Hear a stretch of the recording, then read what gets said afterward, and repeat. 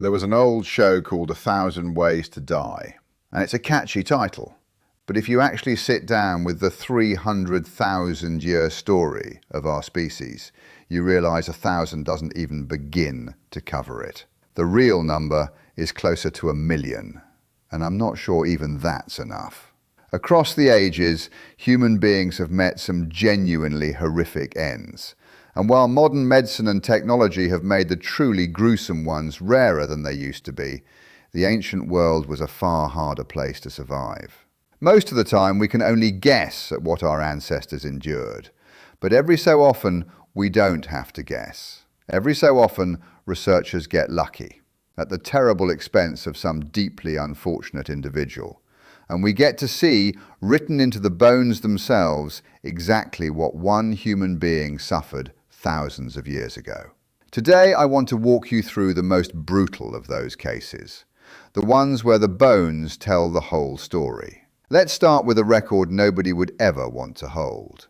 The first confirmed shark attack in human history, and it belongs to a hunter-gatherer who lived around 3,000 years ago off the coast of Japan. We know him only as Tsukumo 24. His skeleton had actually been excavated back around 1920, but it wasn't until a team of Oxford researchers re-examined it that the full horror came into focus.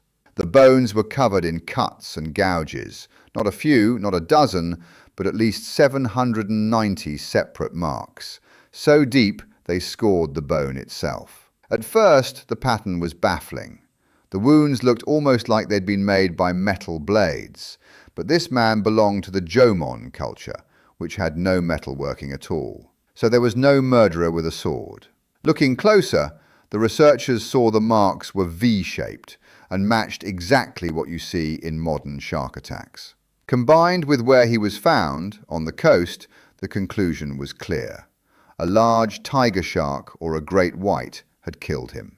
And it did so with appalling violence, fracturing ribs, tearing open his torso, and severing his left hand and one leg entirely. Those missing limbs actually tell us the most important thing. He was alive when it happened. He'd thrown up his hands and feet to defend himself and lost them in the process.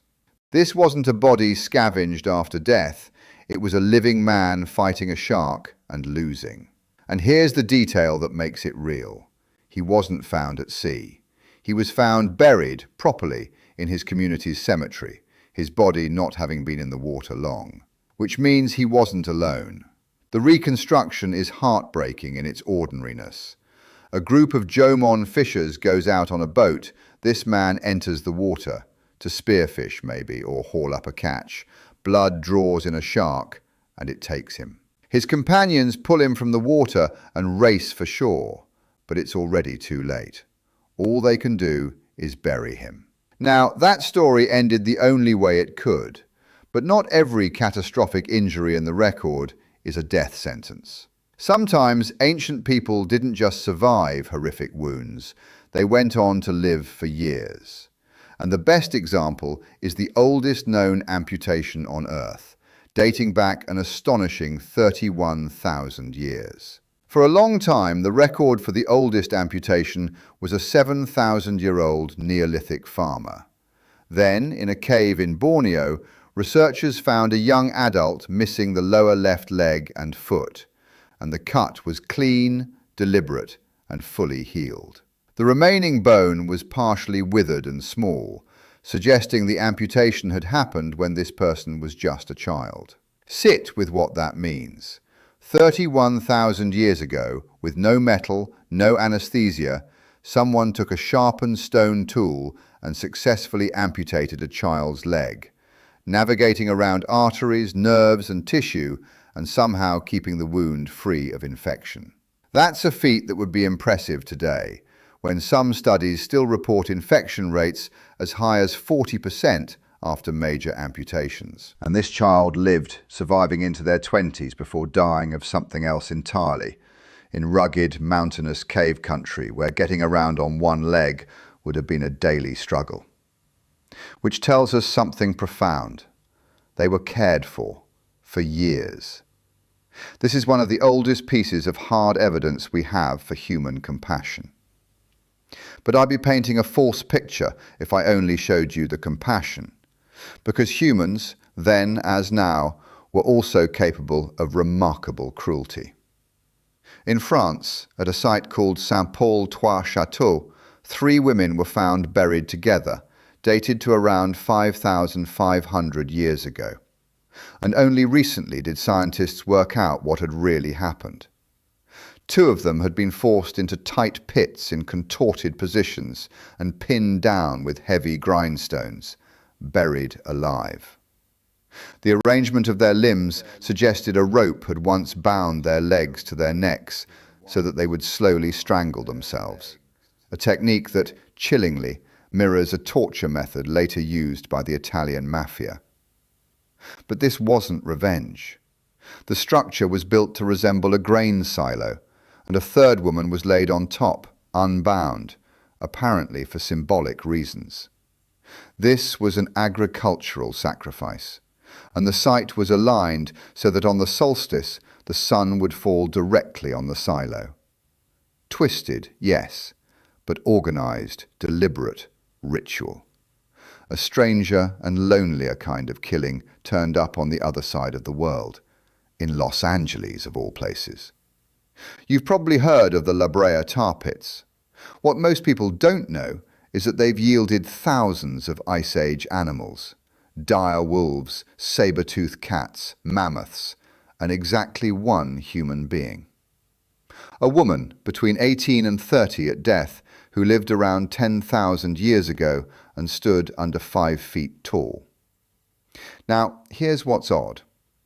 The Paleo-Indians of that region knew perfectly well that the tar pits were deadly and to be avoided.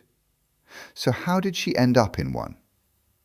When researchers examined her skull, they found her jaw broken and her cranium fractured, with a small hole indicating a powerful blow, one that hadn't come from any animal, but from another human. If that's right, she may be the oldest known murder victim in Los Angeles.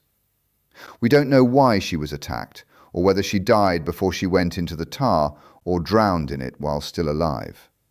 Neither is a good way to go.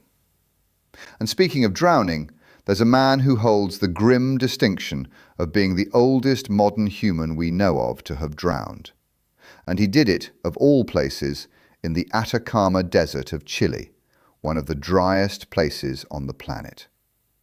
He lived around 5,500 years ago on the coast, so water was accessible. But how do you prove a 5,000-year-old man drowned from bones alone? You look for diatoms, microscopic algae, and they found them in his skeleton. That's a devastating sign, because the only way diatoms reach your bones is if you inhale water so deeply that your lungs rupture, letting the water, and the algae in it, flood into your bloodstream and finally your marrow. He'd already lived a hard life, arthritis severe enough to mark his bones, legs worn from a lifetime of squatting to harvest shellfish, shoulders battered from swimming and harpooning, and a severe iron deficiency likely caused by a tapeworm. He was found with 3 others, another man, a woman, and an infant, all dead at the same time. But when those 3 were tested, they had no diatoms. They hadn't drowned. So the leading idea now is simply that this one man drowned by accident, perhaps while diving to forage, and the others happened to die around the same time and place from other causes. Now, I want to show you something that wasn't an accident or an attack, but that we did to ourselves on purpose. This is a skull with a neat hole bored into it, and it's not violence, it's surgery. It's called trepanation, drilling a hole into a living person's head, and it may be humanity's first widespread operation. One French site dates to around 6,500 BC, among the oldest cases known, but it was far from isolated. Some studies suggest up to 10% of all Neolithic people underwent it. At that French site, it was closer to 1/3. And you might assume such a common procedure was safe. It was not. Fewer than 40% of trepanned skulls show any sign of healing, meaning more than 60% of patients died from infection, blood loss, or a surgeon going too deep. It was done with sharpened stone or even seashells, without painkillers, and for almost any reason you can imagine: epilepsy, head wounds, spiritual belief, or possibly just a bad headache. So my advice, if you ever wake up in the Neolithic with a migraine, keep it to yourself. If you want a single life that captures how relentless the ancient world could be, consider the Girl of the Uchter Moor, a bog body from Iron Age Germany found in the year 2000. When they first discovered her, they thought she was a modern missing person. She turned out to be over 2,000 years old. And though she was only around 17 to 19, she had endured more pain than most people feel in a lifetime. Her skeleton showed a life of grinding physical labor. Her skull carried 2 separate healed fractures, head injuries she survived, but which likely left her with chronic headaches. She had a benign tumor at the base of her skull, a curvature of the spine, chronically inflamed legs, signs of childhood malnutrition, and repeated winter illness. Every single day would have been a battle for her, and she didn't live long. 19 was already below the life expectancy of the age, which hovered around 26. We don't know what killed her, but there's no sign of murder.